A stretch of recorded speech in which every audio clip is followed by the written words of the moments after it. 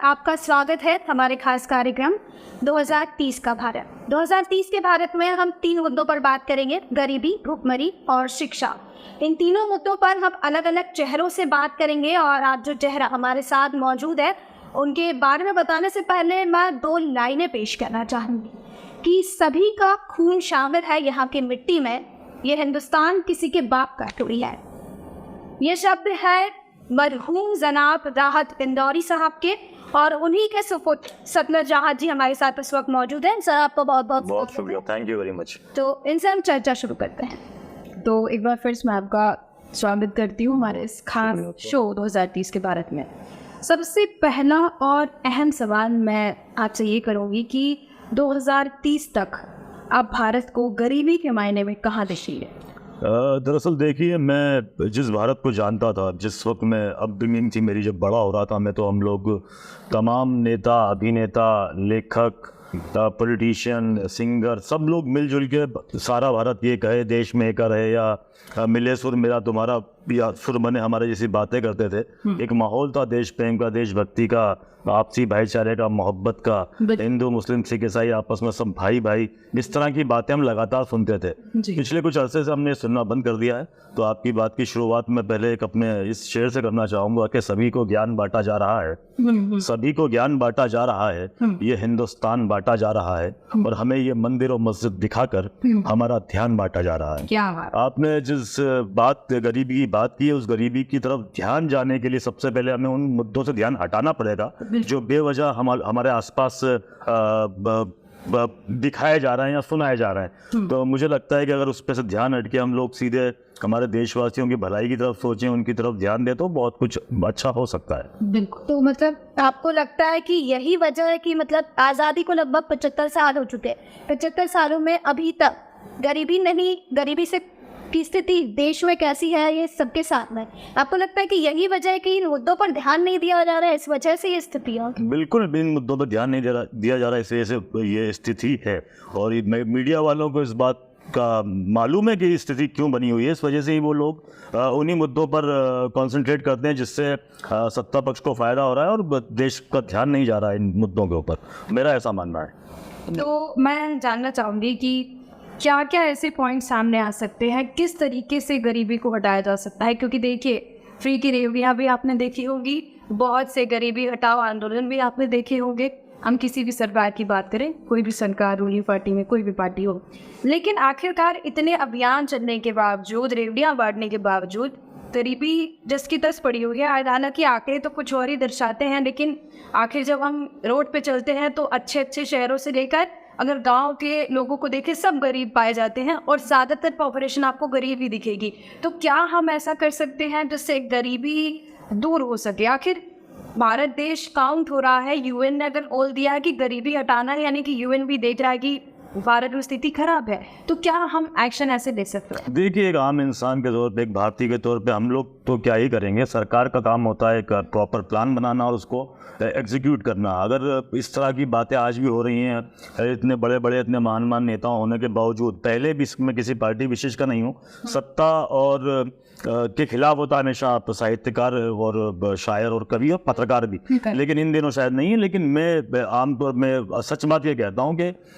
हमें ऐसे रहनुमा, ऐसे नेता चुनना होंगे जो जिनके पास एक विज़न हो, जो लोग आगे बढ़ने की बात करें, जो गलत मुद्दों से हट के देश की भलाई के लिए सोचें। स्नेहा जी, मेरा सीधे तौर पे ये मामला है। आपने बोला कि ऐसे नेता चुनने होंगे। मैं यहाँ इस वक्त सतलज राहत जी से बात कर रही हूँ। मैं चाहती हूँ आप ये बताएं कि आपने क्या कदम उठाया इस दिशा में? देखिए, मुझे तो कदम उठाना ही है। वजह यह है कि मैं जितना कट्टर हिंदुस्तानी हूँ उतने कट्टर मुसलमान हूँ। और अगर आप मुस्लिम आइडियोलॉजी पे ध्यान देंगे तो ज़कात, फितरा, खैरात, इस तरह के लफ्ज़ आपको बहुत सुनने को मिलेंगे। मुसलमान जब तक वो मुसलमान नहीं, जब तक वो ज़कात नहीं निकालता अपने माल में से, तो मुसलमानों में तो ये एक नियम है कि आपको अपनी कमाई में से 1% एक हिस्सा गरीबों के लिए निकालना ही है। और ये जब नमाजें होती ईद की, उससे जस्ट पहले वाला काम हो जाता है। रमज़ान के महीने में लोग लगातार ज़कात देते हैं, तो मुस्लिम समुदाय तो लगातार ज़कात, फितरा, खैरात, इमदाद, इस तरह के लफ्ज़ आप सब सुनेंगे तो आपको समझना चाहिए कि ये गरीबों की मदद के लिए किए गए हैं। तो एज ए मुस्लिम और एज ए हिंदुस्तानी मैं लगातार इस चीज़ पे ध्यान देता हूँ कि मेरे आसपास वाले खुश रहें, मेरे शहर के लोग खुश रहें। और ये पूरा अमल देखिए, बहुत आपको मैं समझाता हूँ, आप उसको भी हिंदू हिसाब से भी आप समझेंगे कि आत्मा, परमात्मा और कर्म, ये तीन चीज़ें होती हैं, खुदा, बंदा और अमाल। हाँ, आपके कर्म जो है उस हिसाब से आपको आपके अमाल का बदला मिलेगा। ये हमारा ईमान है, ये मुस्लिम लोगों की आइडियोलॉजी है। हिंदू धर्म में भी ये बात मानी जाती है कि आत्मा का अस्तित्व है, परमात्मा का है और कर्म का है। तो हम अपने कर्म पे बिलीव करते हैं, इस वजह से लोगों की मदद करते हैं, सिर्फ इसलिए कि अपने परमेश्वर को राज़ी कर सकें और पूरी दुनिया में एक आपसी भाईचारे और प्रेम की एक बात कही जा सके। जी सर, आपने कर्म पर बिलीव करते हैं, कर्म करते हैं, उन्हीं कर्मों के बारे में जानना चाहती हूँ मैं। अभी तक अगर मैं देखूँ तो आपने इंडिविजुअली, क्योंकि सतलज राहत जी से मैं बात कर रही हूँ, पूरे मुस्लिम समुदाय से मैं बात नहीं कर रही हूँ, तो इंडिविजुअली आपने अभी तक ऐसा क्या किया, कितने लोगों की गरीबी मिटाने में सहयोग किया? मुझे आपको क्या लगता है मेरा बैंक बैलेंस क्या होगा? आपको क्या लगता है मैं करोड़पति, अरबपति हूँ या कोई बहुत बड़ा उद्योगपति हूँ? आपको क्या लगता है? नहीं सर, दरअसल ये है कि मैं शायर हूँ और मेरे वालिद जो है वो एक बड़ा महल नहीं बनाया, उन्होंने एक छोटा सा घर बनाया, एक परिवार बनाया जिसमें हम जॉइंट फैमिली में मिल के रहते हैं। कोई बहुत बड़ा बैंक बैलेंस नहीं है, लेकिन मैं राहत इंदौरी साहब का बेटा हूँ। मुझे बहुत सारे ऑफर हैं कि मैं बड़े बड़े स्टेज और मंच शेयर कर सकता हूँ, लेकिन मैंने इंदौर में लगातार उन शायरों को, उन कवियों को इन्वाइट किया है जो लोगों को मुशायरों में जगह नहीं मिल रही है, जो इस तौर पर पैसों के लोग लेके कमज़ोर हैं। उन लोगों को हम लगातार मदद कर रहे हैं, उन लोगों को लगातार स्टेज दे रहे हैं जो हम कर सकते हैं अपने हैंड पे, और वो चल रहा है। और ये जी बिल्कुल, जैसा कि आपने बताया कि आपने जैसा शायद आपको सवाल ऐसा लगा, आपने कहा कि अकाउंट बैलेंस इतना नहीं है, लेकिन बस एक सीधा और काफ़ी न्यूट्रल सवाल था कि आपने अपने एंड से कुछ ऐसा किया हो। बताया ना मैंने। हाँ, मैंने आपको एज ए मुस्लिम भी बताया और एज ए शायर भी बताया, और अगर आप उसके अलावा भी लगातार मदद हम करते रहते हैं जो मिलता है उससे। ठीक है, ठीक है। एक सवाल और मेरे मन में यहाँ पर उठ रहा है कि आपने सुना होगा और अक्सर लोग कहते भी हैं कि जो भारत देश में मुस्लिम्स हैं, कुछ एरियाज़ की अगर हम बात करें, वहाँ पर कहा जाता है कि गरीबी ज़्यादा है और पढ़ाई लिखाई में आगे नहीं बढ़ाया जाता है, या कुछ ना कुछ वजह से पीछे रह गया है कुछ। देखिए, माइनॉरिटीज़ में जैन्स भी आते हैं, सिख भी आते हैं, लेकिन मुस्लिम्स भी आते हैं, लेकिन मुस्लिम्स पढ़ाई के मामले में या हम बात करें गरीबी के मामले में वो पीछे दिख रहे हैं। बाकी जैन्स को आप देख लीजिए, सिख्स को देख लीजिए, आगे बढ़ रहा है। तो कहाँ कमी रह जा रही है सर? उनका एजुकेशन के लिए उनको इतने प्रेरित नहीं किया जा रहा, उनके इलाकों में एजुकेशन इंस्टीट्यूट इतने अच्छे नहीं हैं। और सबसे पहली बात कि अगर वो पढ़ाई लिखाई उनकी पिछली पीढ़ी ने भी नहीं की है तो उनको भी थोड़ा सा दिक्कत आ रही है। उस पर ध्यान ज़्यादा देना चाहिए। जो इंसान कमज़ोर हो आपके घर के अंदर, उस पर ज़्यादा ध्यान दिया जाना चाहिए, लेकिन यहाँ पर ऐसा नहीं हो रहा। आपको अगर लगता है कि हो रहा है तो वो अलग बात है। मुझे नहीं लगता कि मुसलमानों के लिए कुछ एजुकेशन को लेकर कुछ सीरियस हो सरकार या कोई। तो सर, एजुकेशन जैसे कि आपने बताया सरकार सीरियस नहीं है, जैसे मैंने दूसरे समुदाय की बात करी, जैन्स की बात करी, सिख्स की बात करी, तो उनके अलग अलग कम्युनिटी चलती है। जैसे ऑल इंडिया माइनॉरिटी एसोसिएशंस हैं अलग अलग स्टेट के, और ऑल इंडिया भी है। तो क्या ऐसा कुछ कदम नहीं उठाया जा सकता है समुदाय के द्वारा? देखिए, सरकार आती रहती है, बदलती रहती है, आरोप प्रत्यारोप हमेशा जारी रहता है, एक दूसरे के ऊपर आरोप लगते रहते हैं, और किसी भी सरकार से कोई संतुष्ट नजर नहीं आता है, और ना ही ऐसा काम भी होता है कि जनता संतुष्ट नजर आए।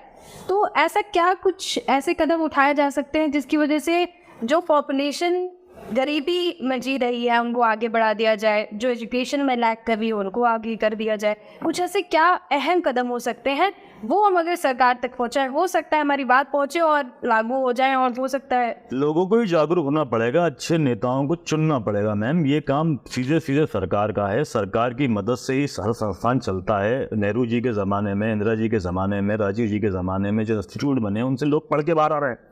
आपको लगता नहीं लगता? तो इंस्टीट्यूट बनाना पड़ेंगे, नई चीज़ें खोलना पड़ेंगी, लोगों को जागरूक करना पड़ेगा, एजुकेशन की तरफ बढ़ावा देना पड़ेगा, ये सब कुछ करना होगा। ये वजह है मैम। आपको लगता है कि शायर कर सकते हैं तो शायर क्या कर लेंगे हम लोग? लोगों को जागरूक ही कर सकते हैं जैसे पत्रकार कर सकते हैं। तो वो कोशिश हम कर रहे हैं, लगातार कर रहे हैं। और मेरा नया शेर आप सुनिए इस बारे में कि जहाँ सुकून हो उस धाम की तलाश में हो, जहाँ सुकून हो उस धाम की तलाश में हूँ, जहाँ सुकून हो उस धाम की तलाश में हूँ, राम का राज है मैं राम की तलाश में हूँ। क्या बात। हाँ ना, तो दरअसल मामला ये है कि हम सबको मिलजुल के काम करना पड़ेगा। पॉलिटिकल जो लोग हैं उनको भी आप चुने इस तरीके से कि उनको भी लगे कि एक दबाव है लोगों का, जिस काम के लिए चुना है वो करना होगा, तो बात बनती है मैम। बिल्कुल बिल्कुल, आपने सही कहा। यहाँ पे एक चीज़ और, काफ़ी सीधा सवाल है और सीधे जवाब की मैं आपसे अपेक्षा करती हूँ। मैं ये जानना चाह रही हूँ कि क्योंकि हमारा एक गोल, हम भी एक एज एन ऑर्गेनाइजेशन काम कर रहे हैं 2030 का भारत, और हम भी लगे हुए हैं हर क्षेत्र में काम कर रहे हैं, जिसकी नीड है वो प्रोवाइड करा रहे हैं। अब सतलज राहत जी मेरे साथ हैं, तो मैं चाहूँगी कि आप कुछ तो कंट्रीब्यूट करिए थोड़ा बहुत 2030 के भारत में, कुछ ऐसा कंट्रीब्यूट कर पाए, किसी एक बच्चे को पढ़ा पाए, किसी एक की छत लगवा सके, जी कुछ ऐसा छोटा सा कंट्रीब्यूशन। नहीं, कंट्रीब्यूशन तो हमारा लगातार चल रहा है मैम। कई हमारे समाज के लोगों का हम काम करते हैं, कई संस्थाओं से मैं जुड़ा हुआ हूँ, मंदसौर में, देवास में, उज्जैन में, इंदौर में। और उसका प्रचार करना इसलिए भी मुनासिब नहीं है कि ये सीधे सीधे एक इंसानियत का काम है। और मुझे लगता है कि हमारे साथ लोग जुड़ भी रहे हैं, हज़ारों लोग जुड़े हुए हैं मुशायरों के थ्रू भी। उर्दू लिटरेचर से लिए हम काम कर रहे हैं लगातार, तो काम हमारा जारी है। सर, आप जो कह रहे हैं कई संस्थाओं से आप जुड़े हुए हैं, हालांकि आपने कहा कि प्रचार करना उसका ज़रूरी नहीं है, लेकिन कहते ना कि जब तक लोगों तक ये बातें जाएगी नहीं, चीज़ें जाएगी नहीं, लोगों को पता कैसे चलेगा। तो मैं यही चाहती हूँ कि आप बताएं, कैमरे पे बताएं, चैनल के माध्यम से बताएं कि कहाँ कहाँ पर आपके द्वारा कंट्रीब्यूशन किया जा रहा है। मेरा मकान गांधीनगर में था। कोरोना के टाइम पे हम लोगों ने वो सरकार को दिया था कि यहाँ पे मरीजों को रख सकते हैं। उसके अलावा बस मैंने ज़कात की बात की, फितरे की बात की। ये सीधे सीधे सोशल कॉजेज है। अगर आप इस्लामिक रूल्स का अध्ययन करेंगे ना, तो आपको मालूम पड़ेगा कि जो भी इस्लाम को बिलीव करता है, जो मानता है, अगर उसकी तनख्वाह हज़ारों में भी है तो भी वो ज़कात और फितरा दे रहा है। आपको ये बात अवेयर है आप इस बात को लेके? नहीं सर, आपने बताया बहुत। नहीं, तो आपको अवेयर होना चाहिए। आप मुझसे सवाल पूछ रहे हैं, आपको ये बात मालूम होना चाहिए मैम कि मुस्लिम किस तरीके से कंट्रीब्यूट करते हैं। सर तो अगर आपको उस पर आपको मालूम हो, तो आप हर मुसलमान का आपको मालूम होगा कि इसने मदद की है, वरना वो मुस्लिम धर्म से अलग हो जाएगा। ठीक है सर, मैं हर मुसलमान की बात नहीं कर रही, मैं सतलज राहत जी की बात से। मैं भी तो उसमें शामिल होना मैम। बिल्कुल सर, तो आप इंडिविजुअली बताइए। मैं इंडिविजुअली तो बता रहा हूँ कि मैं ज़कात देता हूँ, फितरा देता हूँ, गरीबों की मदद करता हूँ। कई लोगों को स्कूलों में पढ़ा हूँ, सेंट उमर स्कूल में आप जाके पूछिएगा, जहाँ पे मैंने एडमिशन कराया। अब मैं आप इसका प्रचार अगर आपके सामने करना तो अलग बात है, आप जाके ही पूछिए, आप इन्वेस्टिगेशन कीजिए। ठीक है, चलिए आपने तो अभी जिसे बता दिया कि अगर कोई मुसलमान है तो अगर ये नहीं करता है तो फिर मुसलमान की कैटेगरी से वाले हो जाते हैं।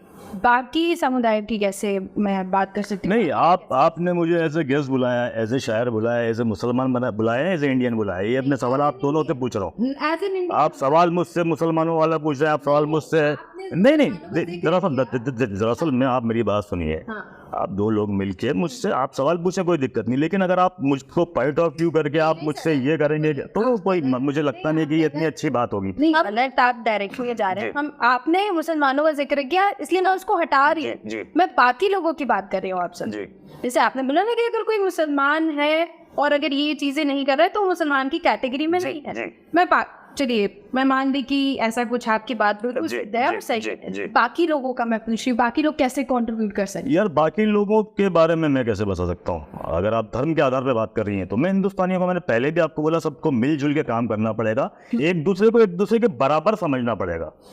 इन्होंने जब मेरा इंट्रोडक्शन दिया तो राज साहब का एक शेर सुनाया कि सभी का खून है शामिल यहाँ की मिट्टी में, किसी के बाप का हिंदुस्तान थोड़ी है। आप दोनों जर्नलिज्म के स्टूडेंट हो, एक एक शब्द की बात समझ में आती है। सभी का मतलब मालूम है आपको?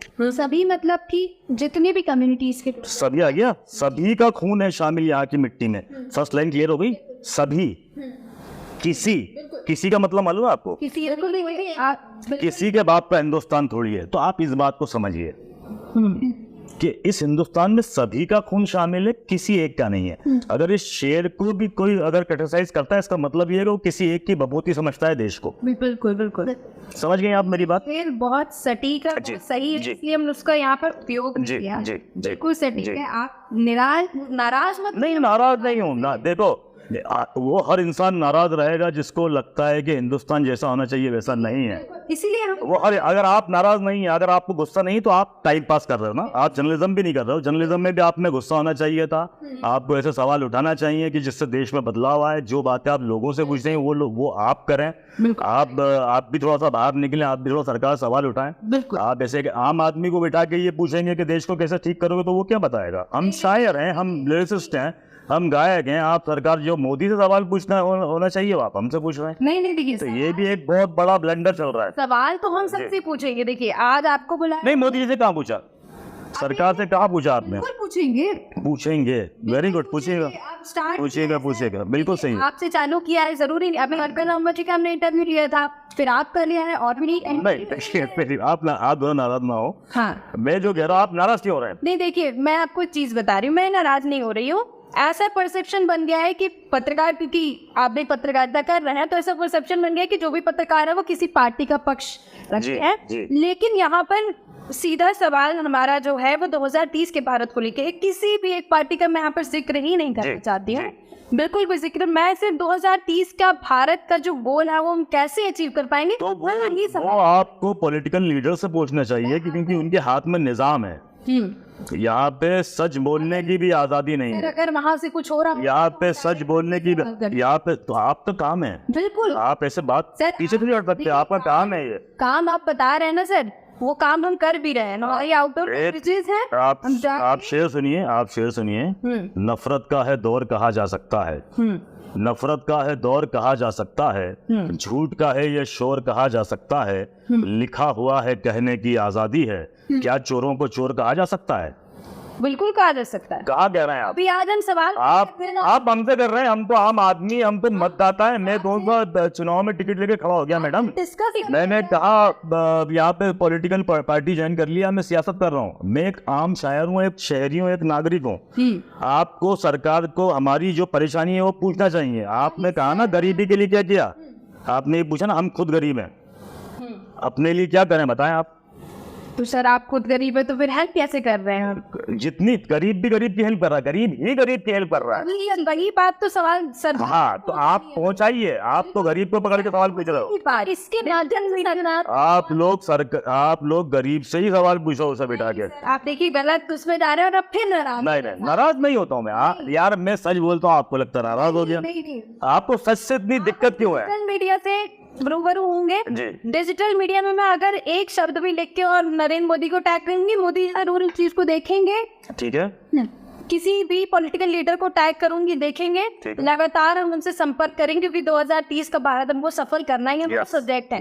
किसी भी पॉलिटिकल पार्टी को हम सपोर्ट नहीं कर रहे हैं। We are very neutral to this project. तो इसके लिए अपने को करना ये होगा कि जो आपकी पत्रकारिता है उसको साफ सुथरा करना पड़ेगा। बिल्कुल साफ है। एक मिनट नहीं, अरे यार आपके हाथ जोड़ो। अगर आपको लगता है यहाँ पे पत्रकारिता साफ सुथरी है तो आप लोग पता नहीं कौन से पद। आपकी बात नहीं कर रहा हूँ मैं, आपकी बात नहीं कर रहा हूँ सर। हम अपनी मैं आपकी बात नहीं कर रहा हूँ। आप अपने ऊपर ना लें। आप दोनों से इंटरव्यू में कर रहा हूँ, इसका मतलब नहीं कि आप दोनों बात कर रहा हूँ। मैं इस कैमरे के माध्यम से लोग सुनने वालों से बात कर रहा हूँ।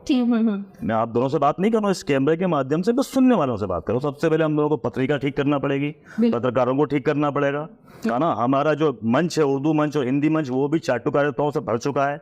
राहत इंदौरी साहब के इंतकाल के बाद एक भी शायर ऐसा खड़ा हुआ नहीं है जो सरकार के खिलाफ बात कर पाए, जो मजलूमों के हक में बात कर पाए, जो गरीबों के हक में बात कर पाए। हम शायर हैं, हम बोल के ही जागरूक कर पाते हैं। अभी जो मैंने आपको शेर सुनाया ना, यही जागरूकता है मेरी तरफ से। बिल्कुल आपकी जागरूकता ये कैमरा चालू करके इंटरव्यू लेना है, लोगों तक पहुंचाना है, मेरी माइक पे खड़े होकर हजारों लोगों को जागरूक करना है। बिल्कुल समझ गए आप कि क्या चोरों को चोर कहा जा सकता है, ये कहना भी पड़ेगा। बिल्कुल। तो आप जो भी जिस फील्ड में है उसको उस फील्ड की सफाई करना पड़ेगी। बिल्कुल, ये एक आदमी नहीं कर सकता, सबको मिलजुल के करना पड़ेगा। मुझे बड़ी अच्छी लगा ये कि आप लोगों ने एक शायर को बुला के आप बात कर रहे हैं। हालांकि नहीं, आपको लग रहा है आप मेरे जवाबों से नाराज दिख रही हैं मुझे। मैंने कहा चोरों को चोर कहा जा सकता है, उसकी बात से आप नाराज हो गए। ये आपका क्राइटेरिया है, आपका पता ना सर। तो आप पत्रकार होकर कैसे हो सकते हो? आपको नहीं मालूम कौन चोर है? मैं आपको ये बोल रही हूँ, आप जोड़ तो एक विधायक भी हो सकता है ना, किसी भी पार्टी में हो सकता है। जी जी तो बिल्कुल आप पॉलिटिकल क्राइटेरिया से ही बोल रहे हैं। वो तो कह रहा हूँ मैं, हो सकता है ना। नहीं मैं तो आप चोरों का इतना पक्ष क्यों ले रहे हो मैम? पक्ष नहीं ले रहे। मैंने चोरों को चोर कहने का बोल दिया तो आप इतने नाराज क्यों हुए दोनों? अरे यार सर मैं उनको वो नाराज हो गए मैम वो। नहीं, आपको ऐसा लग रहा है नाराजगी नहीं जी। है। हम जो बात कर रहे हैं बताइए। हम किसी भी पॉलिटिकल पार्टी की यहाँ बात नहीं कर ठीक रहे है। हैं। इंटरव्यू पॉलिटिकल इंटरव्यू ठीक है। ठीक है।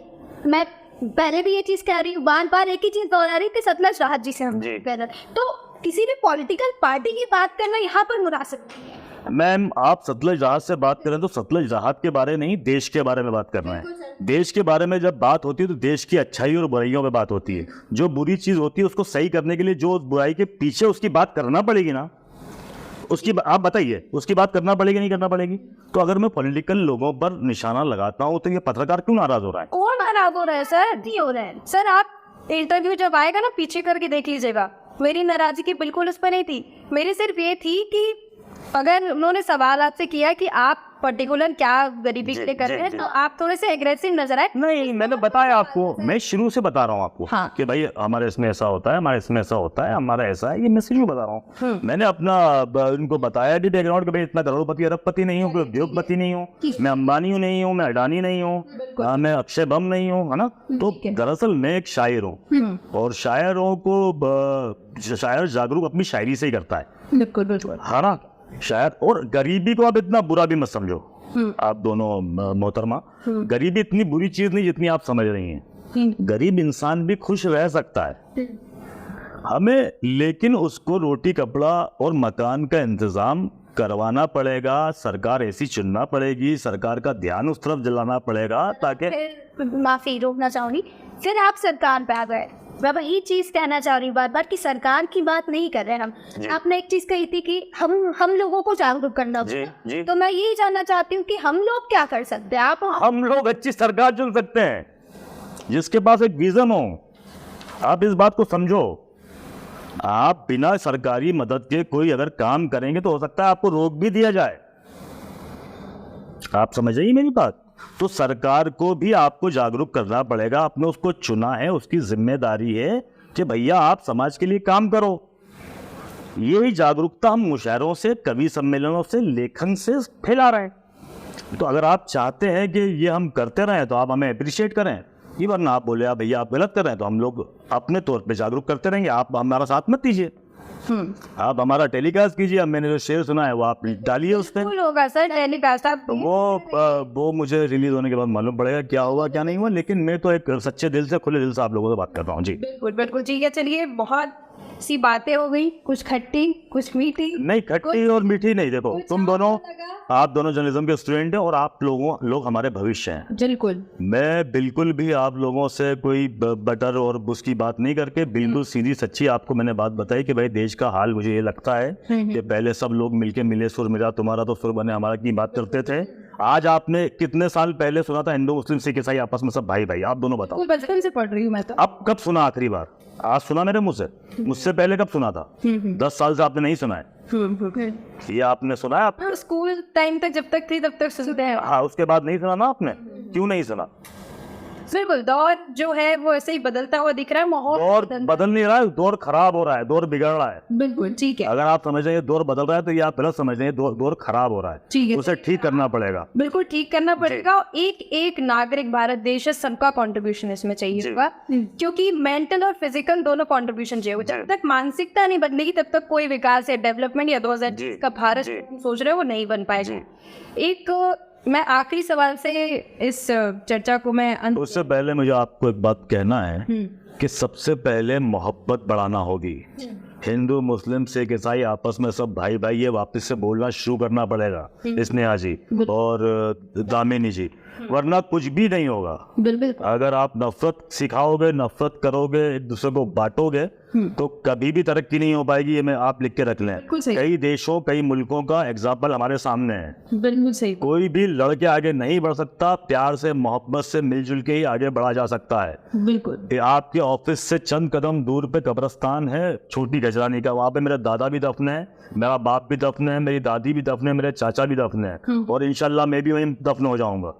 ये जमीन मेरी है, हिंदू मेरा भाई है, सिख और ईसाई भी मेरे भाई हैं, और यही मैं सीखता हुआ हूं और इस हिंदुस्तान को मैं पहचानता हूँ। अगर आप कोई आके इस हिंदुस्तान में बदलाव करना चाहेगा या इसकी परिभाषा बदलना चाहेगा तो मैं उसका विरोध करूंगा, चाहे इसके लिए मुझे कोई भी कीमत चुकाना पड़े। बिल्कुल ठीक है, ये मेरा क्लियर कट मामला है जी। जो एक शायर का, एक पत्रकार का, हर पत्रकार हर शायर के अंदर होना चाहिए। शायर पत्रकार उनके साथ साथ हर हिंदुस्तानी में होना चाहिए, हर इंसान में होना चाहिए। बिल्कुल जी।